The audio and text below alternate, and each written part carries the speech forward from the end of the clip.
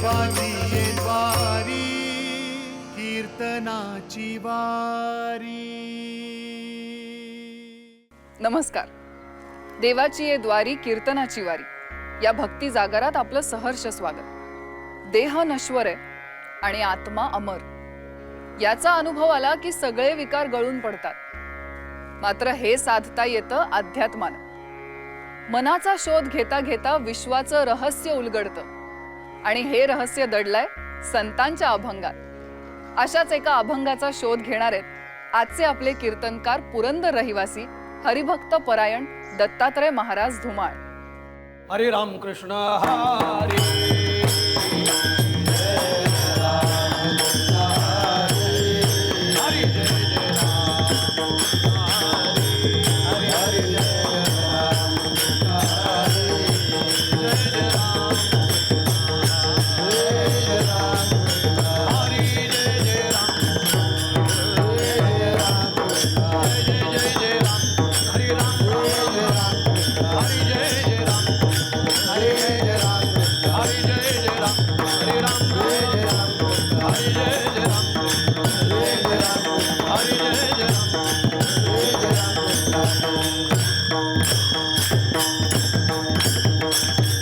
स्वामी काज गुरु भक्ती, स्वामी काज गुरु भक्ती, स्वामी काज गुरु भक्ती, स्वामी काज गुरु भक्ती.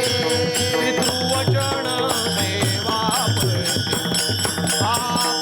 पितृवचन सेवापती, पितृवचन सेवापती, पितृवचन सेवापती.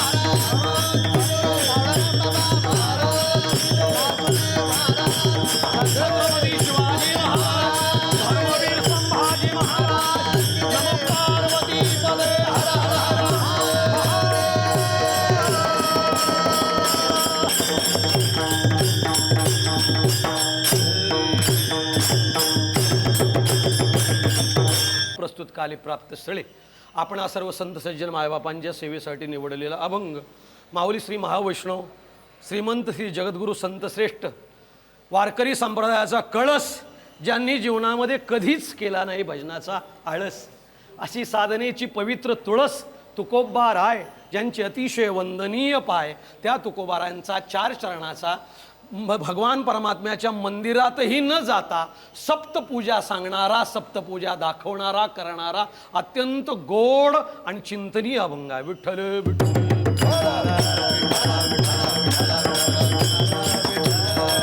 जीवनामध्ये पूजा महत्वाची आहे महाराज. आता इथे असं कुणी नसेल जे पूजा करीत नसेल, हे की नाही. आपण सर्व भाविक आहात, मग म्हटल्यानंतर आपल्याला पूजा ही हातानं घडलीच पाहिजे, हे की नाही. हो, आणि पूजा ही नेहमी करत राहावी. पूजा ही केल्याशिवाय माणसाच्या जीवनाला समाधान नाही, कुठल्याही प्रकारचा आणि सुंदर अशा प्रकारचा आनंद नाही. तुम्हाला एक वाक्य सांगू, गोड वाटेल. आकाशाची शोभा इंद्रधनुष्यामुळे आहे. इंद्रधनुष्याची शोभा सप्तरंगामुळे आहे. त्याला इंग्लिशमध्ये रेनबो म्हणतात. ज्यावेळेस पाऊस जाताना आणि इशारा देऊन जातो, आता मी जातोय, आणि हा आकाशाला सुंदर रंग येतोय, आकाश देखील होऊन जातं दंग, आणि त्याला प्राप्त होतात 7 रंग. त्याला काय म्हणतात? इंद्रधनुष्य. 7 रंगांशिवाय आकाशाला शोभा नाही, 7 स्वरांशिवाय गायनाला शोभा नाही, तशा ह्या 7 पूजेशिवाय जीवनाला शोभा नाही. विठ्ठल विठ्ठल. अभ्यास करण्यासारखे मुद्दे आहेत. सप्तरंगांशिवाय इंद्रधनुष्याला शोभा नाही, सप्तसुरांशिवाय गायनाला शोभा नाही, तशा या सप्तपूजा केल्याशिवाय जीवनाला शोभा नाही. त्या 7 पूजांचं, सप्तपूजांचं दर्शन, दिग्दर्शन जगद्गुरू तुकाराम महाराज ह्या अभंगात सांगतात. विठ्ठला विठ्ठला. ज्ञानोबा राय प्रथमच आणि ह्याला दुजोरा देतात. बाबा रे, तुम्हाला जीवनामध्ये समाधान मिळवायचंय का? मग पूजोनी देव पाहिजे, का पेरोनी शेता जाईजे, तोषोनी प्रसाद घिजे अतिथीचा. ज्ञानोबा राय ह्या तुकोबारायांना समर्थन देतात. बाबा रे, जीवनामध्ये समाधान, आनंद आणि सुख मिळवायचं असेल तर पूजोनी देव पाहिजे. आपल्या घरामध्ये 1-1.5 तास पूजा झालेली होती, मी आता पाहिली, समाधान वाटलं. ज्या देवतांची पूजा झालेली आहे, पूजानंतर अत्यंत दिव्य असणाऱ्या देवांचं दर्शन घेताना काय होतं? समाधान प्राप्त होतं. असे देव पाहिले की सहज आत्मानंदाची उकळी बाहेर पडते. झाले समाधान तुमचे देखिले चरण. असे देव पाहिल्यानंतर समाधान होतं. पण ज्या देवांच्या अंगावरची धूळ मुळातच 8 दिवस झटकलेली नाही, अशा देवांचं दर्शन घेण्याची इच्छा होईल आपल्याला. म्हणून देवाचं जर दर्शन घ्यायचं आहे ना, तर पूजोनी देऊ पाहिजे, पेरोनी शेता जाईजे. परंतु हा दृष्टांत सांगण्यासाठी एक सिद्धांत शेतकऱ्याचा ज्ञानोबा राय सांगतात. पेरोनी शेता जाईजे. आता आपल्याकडे शेती कमी झाली असेल, कारण शेतातच, खासरातच आपण बिल्डिंगी उभ्या केल्यात. विठ्ठला विठ्ठला विठ्ठला. जी जुनी जाणती लोक आहेत आपणासारखी, ओल्ड इज गोल्ड, त्यांना हा अशा प्रकारचा दृष्टांत कळेल. पेरोनी शेता जाईजे म्हणजे ज्ञानोबा राय म्हणतात एकदाच पेरून येईजे असं नाही. पेरून, जो शेतात पेरून येतो ना शेतकरी, त्याला त्या पेरणीचं महात्म्य कळतं, आणि तो एकदाच पेरून येईजे, मग डायरेक्ट काढायलाच जाईजे. मग किती पीक घ्यायचे खंडी भरून? ही थोडी आमच्या माथ्यातली ओवी आहे. एकदाच पेरून येईजे, मग काम न भागीजे. जो शेतकरी पेरून येत असतो ना शेतातून, त्याला आठवड्याला 5-6 दिवसाला ते शेतातून काय मारावं लागतो? राऊंड मारावा लागतो, त्याला वेढा मारावा लागतो, त्याच्यामध्ये मिसळावं लागतं मन, त्यातलं काढावं लागतं तन. त्यावेळेस प्राप्त होतं धान्यरूपी धन. विठ्ठला विठ्ठला. बरोबर आहे ना? बरोबर चाललंय चिंतन. अशा प्रकारचा भाग आहे. त्या मातीमध्ये मिसळावं लागतं मन, मग त्यातलं काढावं लागतं तन. मग पेरोनी शेता येईजे म्हणजे वारंवार जाईजे.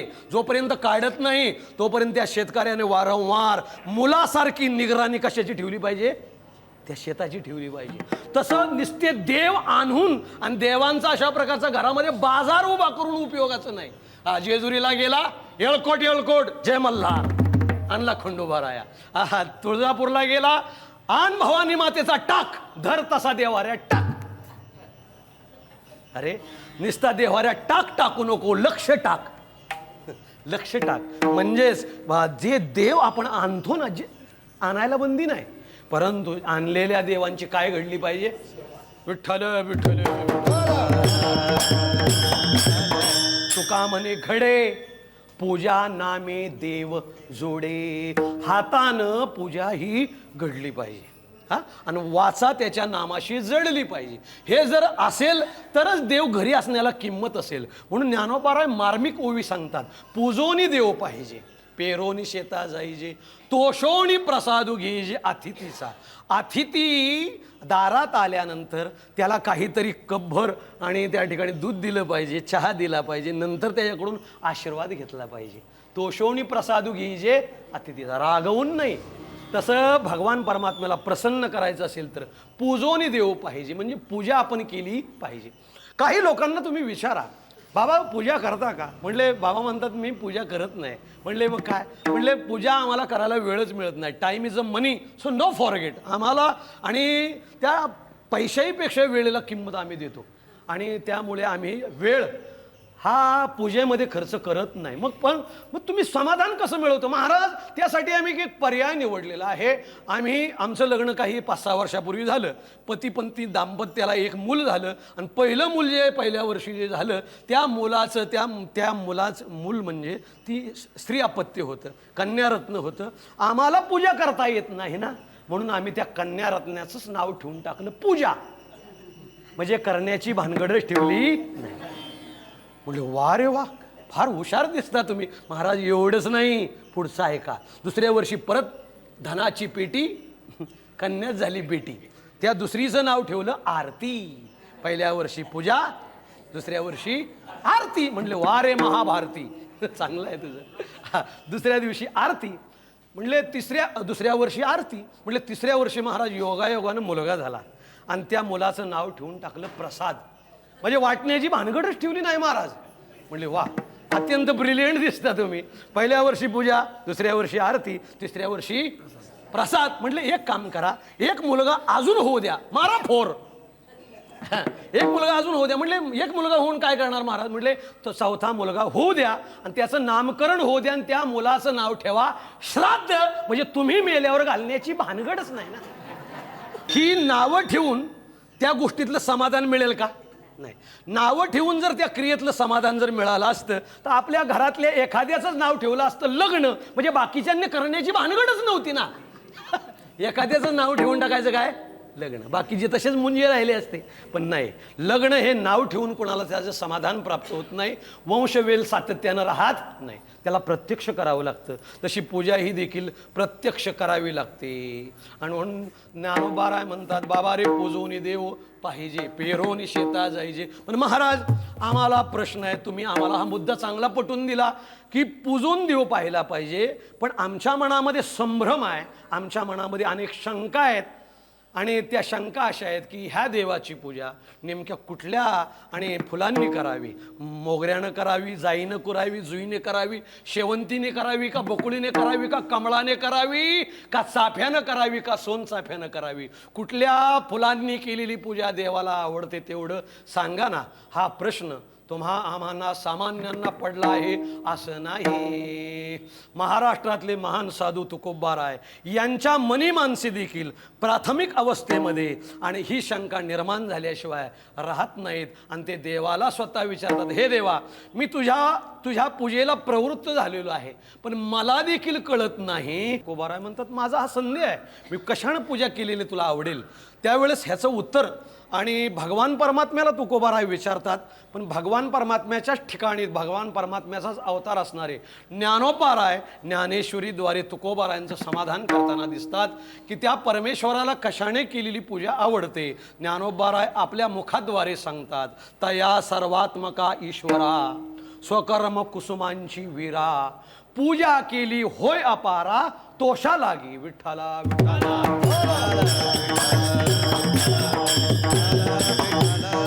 तुकोबारायसारख्या संतांनी अजून अन्यत्र एका ठिकाणी लिहून ठेवलंय, देवाला केवळ घेतलेलं आवडत नाही नाम, त्या नामाबरोबर आपलं व्यवहारातील आणि संसारातीलही आपण केलं पाहिजे काम. त्या कामामध्ये तुम्ही घ्या नाम, असा तुकोबारायांचा आग्रह एके ठिकाणी आपल्याला दिसतो. पण नाम घेत असताना हातातलं काम कर्तव्य बाजूला टाकू नका. भगवान परमात्माच जणू काही एके ठिकाणी बोलतो ना, त्यांचंच वाक्य आहे, कर्मण्ये वाधिकारस्ते मा फलेषु कदाचन. हातानं काम करावं लागेल आणि मग मुखानं नाम घ्यावं लागेल. कामाशिवाय नाम घेऊन देखील काही उपयोग नाही. आता मगाशी सांगितलेल्या चिंताप्रमाणे असोनी संसारी, संसारात राहा, आपलं काम सोडू नकोस, आपली कर्तव्याची जबाबदारी आहे त्या ठिकाणी टाकू नकोस. आणि म्हणून your duty is your beauty. हातानं काम हे आपण केलंच पाहिजे महाराज. आज आमची अवस्था अशी झाली, आम्हाला वाटतं काम कमी असावं आणि दाम भरपूर असावं, हे की नाही. रोजगार हमी, ज्यावेळेस दुष्काळग्रस्त परिस्थिती महाराष्ट्रामध्ये निर्माण होते तेव्हा गोरगरीब जनता जगवण्यासाठी आपलं शासन, आपलं सरकार एक योजना काढतं, त्याचं नाव काय, रोजगार हमी. पण त्या रोजगार हमी, पण आम्ही मात्र कसं त्याचा संदर्भ लावतो, रोजगार हमी, कामाला कमी, निम्म्यात तुम्ही निम्म्यात आम्ही, अशा प्रकारचा आम्हाला वाटू लागलेलं आहे. पण एक सुंदर म्हण आहे इंग्रजीमध्ये, नो पेन नो गेन. जर कष्ट नाहीत, काम नाही, तर नाम घेऊन देखील उपयोगाचं नाही. म्हणून हातानं काम करा आणि मस्ती त्या ठिकाणी काय ठरेल, त्या कामाची घामाची पूजा देवाला फार आवडते. तया सर्वात्मका ईश्वरा स्वकर्म कुसुमांची वीरा, पूजा केली होय अपारा तोषा लागी. मग म्हटले महाराज, ही कामांची घामाची फुलं देवाला आवडतात ना, मग ती कामं आम्ही कुठल्या प्रकारानं करावीत.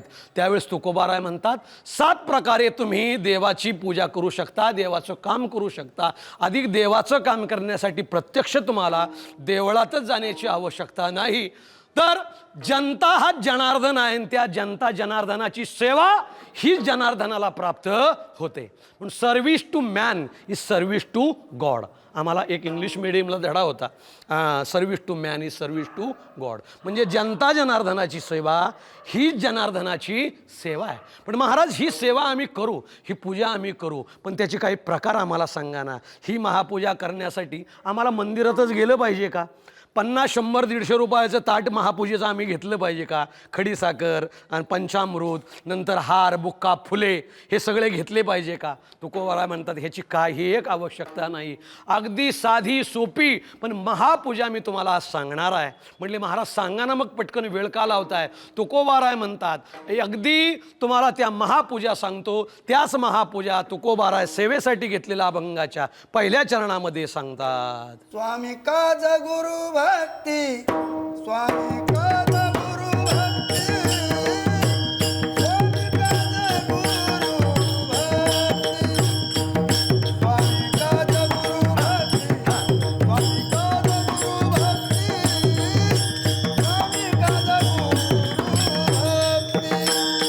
स्वामी काज गुरु भक्ती, स्वामी काज गुरु भक्ती, स्वामी काज गुरु भक्ती, स्वामी काज गुरु भक्ती, स्वामी काज गुरु भक्ती, स्वामी काज गुरु भक्ती, स्वामी काज गुरु भक्ती, स्वामी काज गुरु भक्ती.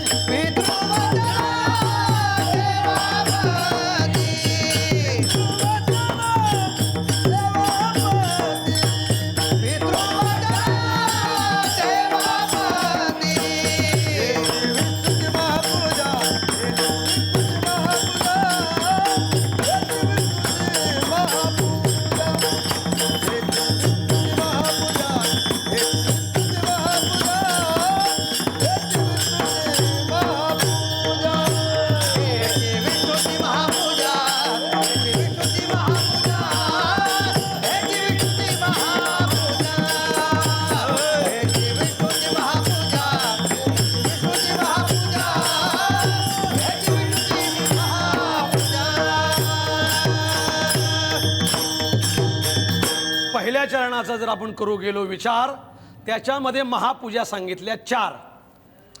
लक्ष द्या थोडंसं. तुकोबाराय 4 महापूजांचा उल्लेख एकाच चरणामध्ये करतात. अगदी तुकोबारायांचं वाङ्मय जे आहे, अल्पाक्षर संदिग्धम सार्वत विश्वतोमुखम, असं तुकोबारायांचं वाङ्मय आहे. एकाच चरणामध्ये 4 महापूजा सांगतात. 1 स्वामिकाज, आपला जो स्वामी आहे जो आपण ज्याची करतो चाकरी, जो आपल्या पोटाला देतो ना भाकरी, त्याची सेवा आपण प्रामाणिकपणे करावी. Honesty is the best policy. आणि प्रामाणिकपणा हा एक गुणधर्म चांगला आहे आणि तो आपल्या स्वामीच्या बाबतीमध्ये आपण जर पाळला तर स्वामीही खुश, आपणही खुश आणि आपला देशही खुश. विठ्ठला विठ्ठला है की नाही. आणि आता आपल्याला वेळ नाही, पण पंचतंत्र नावाच्या ग्रंथामध्ये एक कथा लिहिली आहे, पण शॉर्टकटमध्ये मी सांगतो. एक मालकानं पूर्वी प्रवासासाठी वेगळी साधनं नव्हती. आता ह्या गाड्या चांगल्या प्रकारच्या लेटेस्ट गाड्या आल्या, ज्यांचा स्पीड भरपूर आहे. फॉर्च्युनर आहे, स्कोडा आहे, नंतर नाना प्रकारच्या ह्या गाड्या आहेत आणि चांगल्या चांगल्या गाड्या आहेत ना. परंतु पूर्वी इथून जर आपल्याला ठाण्याला जायचं आहे किंवा कल्याणला जायचं आहे तर आपल्याला गाड्या नव्हत्या, वाहतुकीचं साधन नव्हतं. मग एक तर ठाण्याला जायचं असो किंवा कल्याणला जायचं असो, एक तर पायी पायी नाहीतर चालत, दोन्ही एकच आहो. हां एवढे सिरियस होऊ नका आपण सगळ्याचा. आणि तसा एक व्यापारी ठरवतो की आपण काय करावं, तर त्याने एक गाढव विकत घेतलं. दररोजच्या प्रपंचासाठी स्वयंपाकघरामध्ये अत्यंत आवश्यक असणारी वस्तू, ज्याच्याशिवाय स्वयंपाक होऊ शकत नाही नीट, त्याचं नाव मीठ. त्या मिठाचा धंदा करायचं त्याने ठरवलं. एक मिठाची गुणी आणि कर्जाऊ अशा प्रकारे पैसे उभे करून ती गुणी घेतली आणि गाढवाच्या पाठीवर लादली आणि तो बाजाराच्या गावी तो गाढव हाकू लागला. उन्हाची वेळ आहे, ऊन मी म्हणते दुपारचे 12-1 वाजलेले आहेत, सूर्य तापलेला आहे आणि त्यावेळेस गाढवाच्या मालकाला दया निर्माण झाली. किती केलं तरी जनावर आहे, मुका प्राणी आहे आणि म्हणून ह्याला पाणी तरी दाखवावं. म्हणून एका नदीमध्ये त्या गाढवाला पाणी पाण्यासाठी सोडलं आहे. पाणी भरपूर गाढव पिलं आणि मागे येत असताना त्या गाढवाचा पाय घसरला आणि घसरल्यामुळे घालीन लोटांगण पडन उताना उताना पडलं. गाढव खाली पडलेलं आहे. गाढव खाली पडल्यामुळे नेमकं काय झालं, त्याच्या पाठीवरची गोण साहजिकच पाण्यामध्ये पडली आणि पाण्यामध्ये पडल्यामुळे पाणी त्या गोणीमध्ये शिरलं. बरंच मीठ असं विरघळून गेलं. ज्यावेळेस गाढवाच्या पाठीवर हे ओझं आलं त्यावेळेस ते बरंच हलकं झालं होतं आणि गाढवाच्या लक्षात आलं की बाबा रे, मागाशी जे ओझ्याचं वजन होतं ते ओझं आता राहिलेलं नाही. हिते पडल्यामुळे हे ओझं हलकं झालं. हिते बसल्यामुळे, हिते पडल्यामुळे, हिते आल्यामुळे हे ओझं हलकं झालं. हे त्या गाढवाला कळलं, पण काही बऱ्याच गाढवांना कळत नाही. विठ्ठल विठ्ठल. म्हणून तुकोबारासारखा महान जगद्गुरू म्हणतात, पडून राहीन ते. हिते पडल्यानंतर हलकं होतं, बरंच संसाराचं दुःख हलकं होतं, ओझं हलकं होतं. हे त्या गाढवाला कळालं. आता मला बाकीचं काही पुढचं सांगायचं नाही. आणि गाढवाने ती गोष्ट लक्षात ठेवली. पुढच्या वेळेस ह्या मिठाच्या धंद्यामध्ये हानी झाल्यामुळे त्या मालकाने ठरवलं की अजून 2 रुपये आपण आघाऊ काढावेत. कर्ज थोडंसं झालं तरी चालेल, पण फायदा झाला पाहिजे. म्हणून साखरेची गोण घेतली दादा. साखरेची गोण घेऊन ती गाढवाच्या पाठीवर लादली. पुन्हा तोच व्यापारी, तेच गाढव, तीच नदी, तोच प्रसंग. दुपारचे दुसऱ्या दिवशी 12 वाजलेत. गाढव पाणी प्यालेलं आहे. परत रिवर्स टाकताना गाढवानं लक्षात ठेवलं की हिते पाण्यात पडल्यामुळे काल हलकं झालं होतं आणि त्यामुळे गाढवानं आज सरळ सरळ अप्रामाणिकपणे त्या पाण्यामध्ये डुबकी मारली. त्यावेळेस मालकाच्या लक्षात आलं की आपण ह्याला गाढव समजत होतो, पण म्हणावं तेवढं हे गाढव नाही. म्हणावं तेवढं ह्याला गाढव म्हणावं एवढं हे गाढव नाही, मूर्ख नाही. हे आज आवर्जून पडलंय. तशी त्या गाढवासारखी देखील माणसं काही अशी बरीच आपल्यात असतात, पडून पाहतात. कीर्तन चालू आहे ना, घेतील टाळ ते, वाजवतील ते, आपण पडून राहायचं. विठ्ठला विठ्ठला. त्यावेळेस मालकाच्या लक्षात आलं हे गाढव पडत नाही, हे गाढव पडून पाहतंय. मालकाच्या लक्षात आल्यानंतर तिसऱ्यांदा मालकानं सुधारणा केली. पाठीवर जी गोण लादली ती गोण कशाची आहे ती कळू दिली नाही. ज्यावेळेस गाढवाच्या पाठीवर ती गोण आली ती ऑलरेडीच हलकी होती. त्याला वाटलं वा, मालकानं तर ह्या वेळेस सुधारलाच. स्वतःच त्याला त्या ठिकाणी प्रज्ञा निर्माण झाली आणि गोण हलकीच आपल्या पाठीवर दिली. ही गोण अजून हलकी करावी म्हणून त्या नदीमध्ये आल्यानंतर त्या गाढवानं मागचाच कित्ता गिरविला. त्या पाण्यामध्ये आपलं समर्पण केलं, खाली पडला. हा प्रसंग तिसऱ्यांदा घडला, परंतु ह्या वेळेस मात्र त्या ओझ्यानं, त्या गुणीनं पाणी सगळं खेचून घेतलं. गाढव ज्या वेळेस उभं राहिलं, ओझ्यानं कुथून मेलं. बघता काय माझ्याकडे, त्या गुणीमध्ये मालकानं ऑलरेडी कापूस टाकला होता आणि त्या कापसानं पाणी ओढल्यामुळे त्या गाढवाला कुंथून मारावं लागलं. हे स्वामीच्या बद्दल अप्रामाणिकपणा दाखवण्याचं फळ आहे. विठ्ठल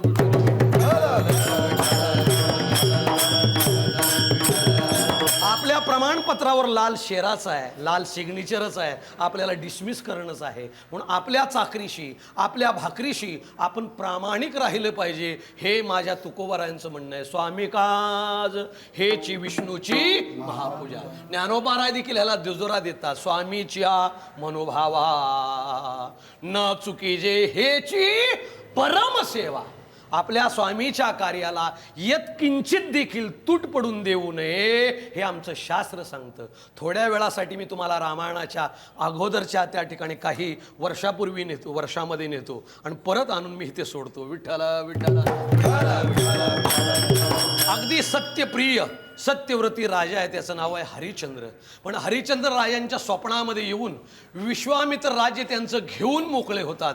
आणि ज्यावेळेस हरिश्चंद्र राजा उठतो आणि उठल्यानंतर त्याला आपल्या स्वप्नाचं स्मरण होतं की माझ्या स्मरणामध्ये विश्वामित्रांना मी राज्य दान दिलेलं आहे, पण ते स्वप्नामध्ये दिलेलं दान आहे आणि आता मला जागृतीत भान आहे. मग आता मी हे जागृतीत न देता स्वप्नामध्ये दान दिलंय. मग त्या स्वप्नात दिलेलं दान खरं की ही जागृती अवस्था खरी, हे पाहण्यासाठी त्यानं आपला हात पाहिला. त्यावेळेस स्वप्नामध्ये दिलेलं दान, पण त्या दानाचा संकल्प सोडण्याचं जे पाणी होतं ना उजव्या हातातून वाहिलेलं, तो हात मात्र जागृत अवस्थामध्ये देखील ओला होता. विठ्ठला विठ्ठला विठ्ठला विठ्ठला. तेवढ्यामध्ये विश्वामित्र ऋषी येतात आणि सांगतात, राजन हे दान मला तू दिलेलं आहेस, मला राज्य मोकळं करून दे. हरिश्चंद्र प्रामाणिक आणि सत्यवादी असल्यामुळे हरिश्चंद्र राजांनी एका क्षणामध्ये त्या राज्याचा त्याग केला. याला त्याग म्हणतात. त्याग तरी ऐसा करा. काक्षी क्षेत्रामध्ये हरिश्चंद्र राजा आपल्या स्वतःच्या कुटुंबाचा निलाव बोलतात. विठ्ठला विठ्ठला विठ्ठला. संसाराची वाताहत झाली आणि एका डोंबाच्या घरी हरिश्चंद्राला काम करावं लागलं. महाराज हरिश्चंद्र तारा राणी वाहे डोंबा घरी पाणी. इकडे माळ्याच्या घरी तारामाती माता गेलेली आहे. सायंकाळी 7च्या वेळेस आपल्या आणि उद्यानाला पाणी घालत असताना मागे फिरणाऱ्या त्यांच्या एकुलते एक पुत्राला सर्पदंश झाला आणि तो मुलगा मृत पावला.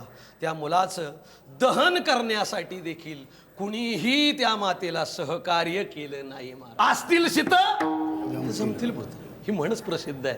कुणी आलं नाही. लेकरू स्वतःच्या हातावर उचललं महाराज आणि ते ओझं स्वतः ओझं न मानता त्या मातेनं गावाच्या बाहेर आणलं. गावाच्या बाहेर स्मशान जिथे होतं आणि अंधार होता. अंधारामध्ये पुढची व्यक्ती डोंब कोण आहे परिचय झाला नाही आणि समोर बरोबर पैसा देखील आणला नाही. ती माता प्रार्थना करते, ह्या बाळाचा अंत्यसंस्कार केला पाहिजे. डोंबाकडून आवाज आला की काहीतरी ह्याची जी दक्षिणा आहे, ह्या स्मशानभूमीचे काही जे चार्जेस आहेत ते चार्जेस तुम्हाला द्यावे लागतील. तारामाती मातेच्या डोळ्याला पाणी आलं की मी दरिद्री आहे, मी त्या ठिकाणी दुसऱ्याच्याकडे चाकरी करणारी, दाशी काम करणारी आहे. मी ह्यासाठी लागणारे काही किंमत, ते चार्जेस मी देऊ शकत नाही. म्हटले मग मी हे प्रेत आज देखील घेऊ शकत नाही. ही अवस्था पाहिली आणि ही अवस्था पाहिल्यानंतर तिने हात जोडले, पदर पसरला, पण त्या डोंबाला दया आली नाही. आपण नेमकं कोण आहात, दाशिक काम करता, म्हणून त्यानं आपली जवळचा चूड, जवळची मशाल जवळ पुढे घेतली आणि पुढे घेतल्यानंतर पाहिलं तर काय, जी व्यक्ती आपल्याला गयावया करते मुलाला घेऊन, ती व्यक्ती कुणीही परकी नाही, तर ह्या देहाची पत्नी आहे. विठ्ठला विठ्ठला विठ्ठला. माझी काही फी आहे ती माफ होईल, पण माझ्या त्या डोंबांचा, माझ्या मालकाचा, माझ्या स्वामीचा चार्ज द्यावा लागेल. हे म्हटल्यानंतर फार, आणि ती बिचारी त्रासलेली माता रागावली. म्हटले काय तुमचा त्या ठिकाणी मातीत गेला तुमचा स्वामी आणि मातीत गेला डोंब, असं म्हटल्यानंतर आपल्या स्वामीचा अपमान सहन झाला नाही आणि त्यावेळेस तलवार खेचली खड्ग खेचलं मेणातून आणि हरिश्चंद्र राजा तारामती राणीला प्रहार करण्यासाठी धावून गेले. तलवारीचा हात वर गेला आणि हा तलवारीचा हात खाली येणार, आपल्या मस्तकाचं छेदन होणार हे त्या मातेच्या लक्षात आलं. पतीच मारतोय ना, म्हणून तिने 2 हात आपले जोडले, खाली गुडघा टेकला आणि पतीच्या प्रहाराची वाट पाहू लागली सती. कारण पुढे मारणारा होता तो पती. मारा, माझ्या मुलाबरोबर माझं देखील त्या ठिकाणी प्राणोत्क्रमण होईल, चांगलं होईल. आणि त्यावेळेस वर अत्यंत क्रोधानं गेलेला हात, खाली काय येणा हात, खाली काय येणा हात, म्हणून हरिश्चंद्र वर पाहतात तर वर काय होतं, वर होते विश्वनाथ. विठ्ठल विठ्ठल विठ्ठल. वर्षावर हात धरलेला पाहिला कुणी, लवथवती विक्राळा ब्रह्मांडी माळा, विषे कंठ काळा त्रिनेत्री ज्वाळा. भगवान शंकर ज्यांचं दर्शन शुभंकर, ते प्रसन्न झाले आणि सांगितलं, हरिश्चंद्रा जिंकलास. अरे जिंकलास म्हटलं, कसं काय जिंकलं, मी काय नेमकं केलं, मी काय भागवत केलं, हरिनाम घेतलं का माळा जपल्या, मी काय केलं. बाबा तू करायला पाहिजे तेच केलं. तू स्वामीविषयीची निष्ठा व्यक्त केली. तो डोंब तुझा स्वामी नव्हता, त्या डोंबाच्या रूपानं मीच अवतार घेतला होता. म्हणून स्वामी काज गुरुभक्ती. आणि त्या स्वामीच्यावर निष्ठा ठेवल्यामुळे भगवान आदिनाथ विश्वनाथ हरिश्चंद्र राजाला प्रसन्न झाली. हेची विष्णूची महापूजा. विठोबा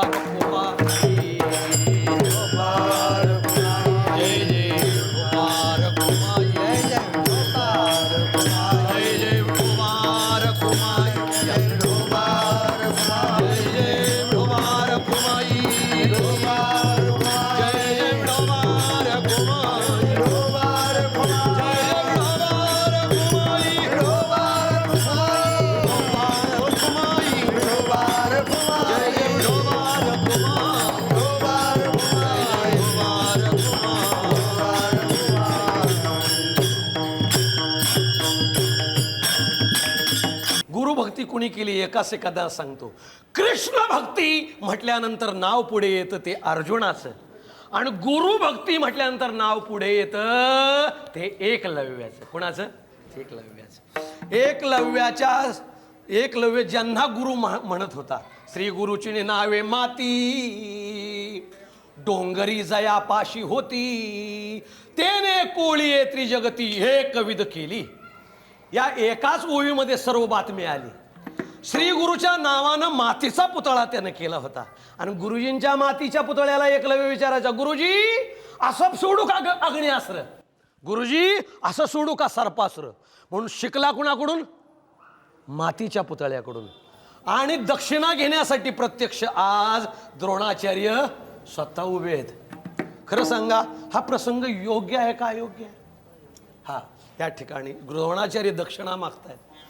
अर्जुनाच्या पुढे एकलव्य जाता कामा नाही.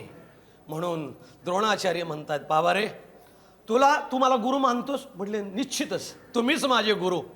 तुमच्याच पासून माझी धनुर्विद्या झाली सुरू. मग म्हणले आपण गुरुदक्षिणेचा विचार करू.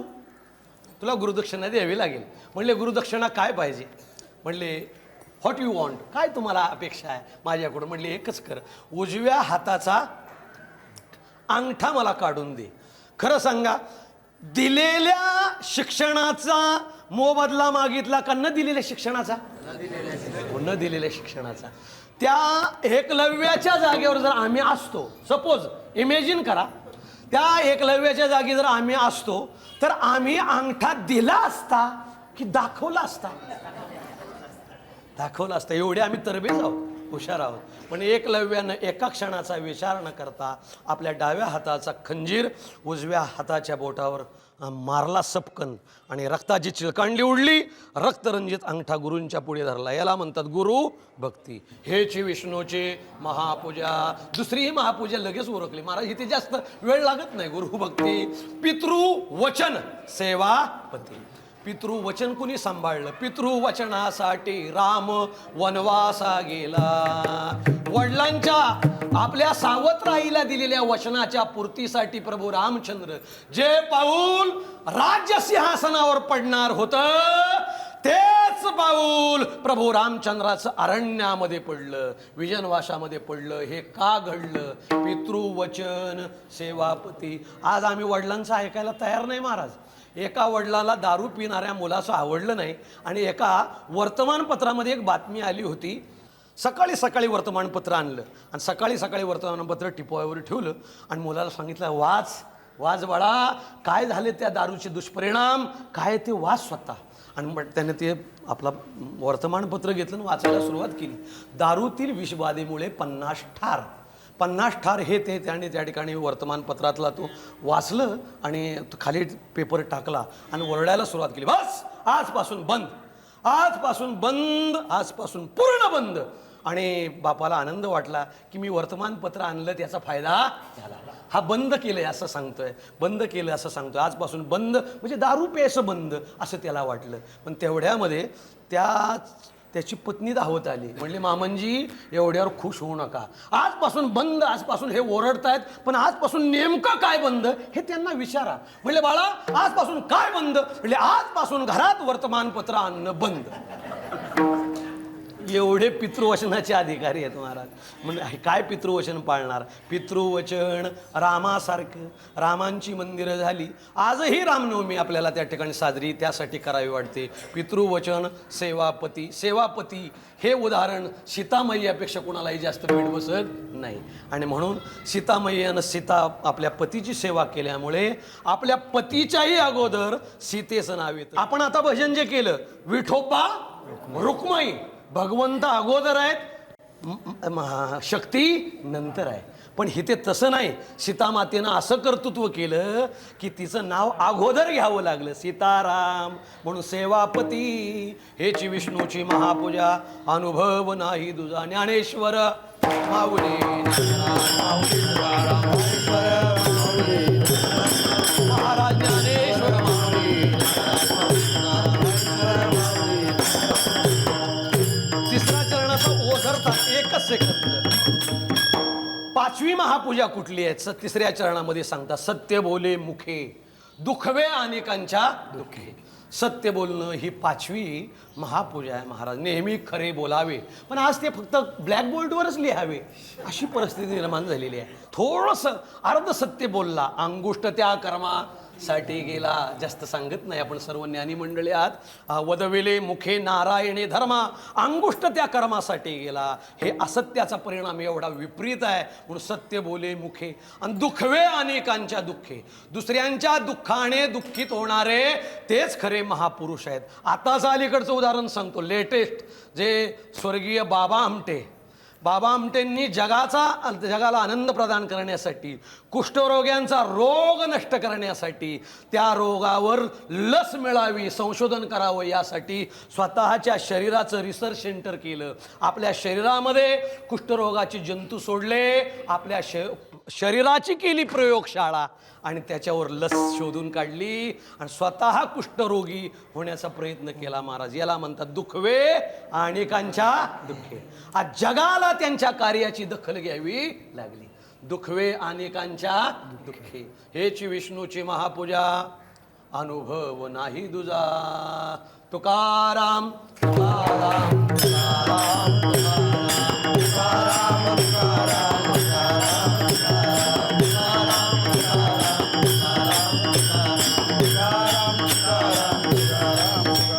दुसऱ्यासाठी आपल्या शरीरामध्ये रोगाचे विषाणू घालून घेणं, आपल्या शरीराला रोगाचं माहेरघर बनवणं, ह्यासाठी एक पक्का लागतो तो निश्चय.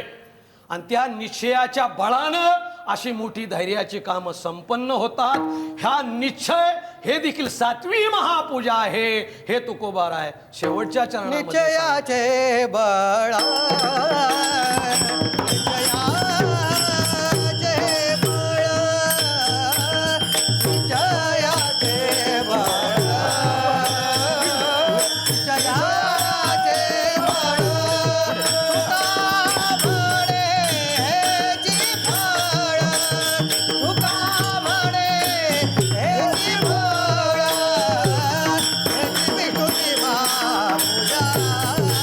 विष्णूची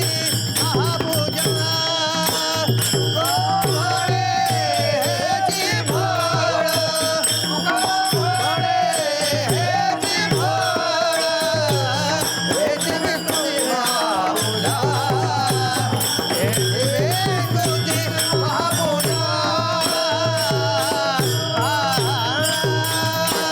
जय जय विठ्ठल जय जय विठ्ठल जय जय विठ्ठल जय जय जय विठ्ठल जय जय आ बोले रे बोले वेळी वाकुळे राजमा परात्मा